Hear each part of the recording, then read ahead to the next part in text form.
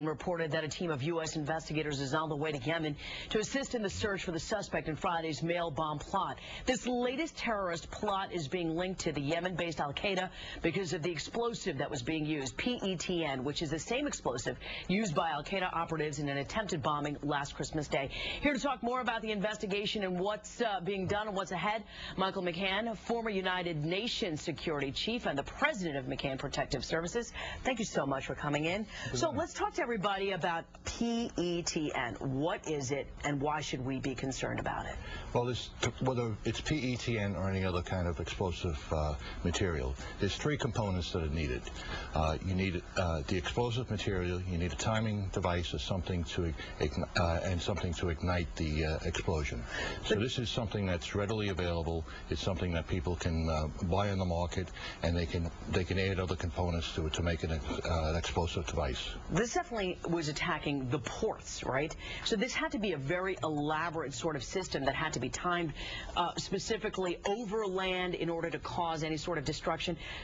In your expertise, what do you think about this?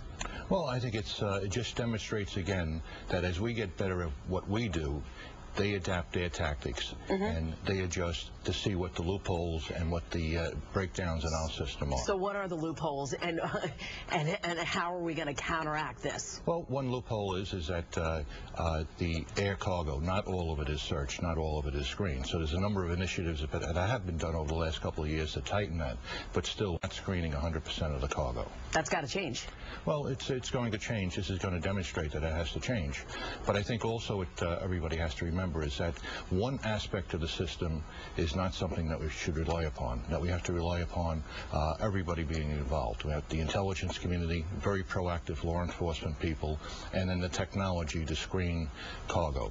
And if one of them breaks down, that at least you have some kind of redundancy and you have something else that will be able to apprehend these people. In this particular case, the screening didn't work, but because of the Saudi government feeding us some information, the intelligence community was able to get on this. Okay, it's multi-level, of course. Yeah. Let's talk about the ports again.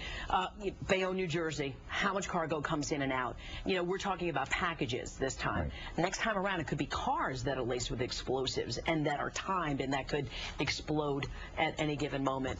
Are we going to rethink something like that on a bigger scale? Well, here it depends on which way the investigation takes us.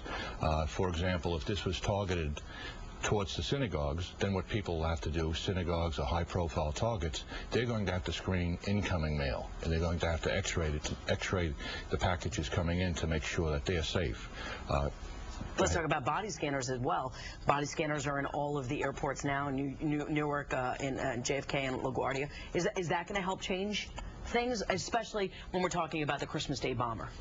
Yes, kind of episode. Yes, but I think we also have to realize that there are costs involved and we can't do everything. And I know everybody's concerned about being politically correct, but what I say, we have to look at behavior patterns, and we have to target where the threat is coming from. In this case, it's coming from the Middle East, so we have to target and do more in the Middle East. And in the same thing at airports, we have to do some behavior recognition to target people that may be suspicious or may be acting abnormal. And it's really Al-Qaeda in the Arabian Peninsula that is really most influential and really the hotbed right now. Right now, but it moves, and we have to stay on top of it. All right. Thank you so much for coming in. For more information on everything that's going on with this Friday's mail bomb plot, go to our website, WPIX.com. Chris.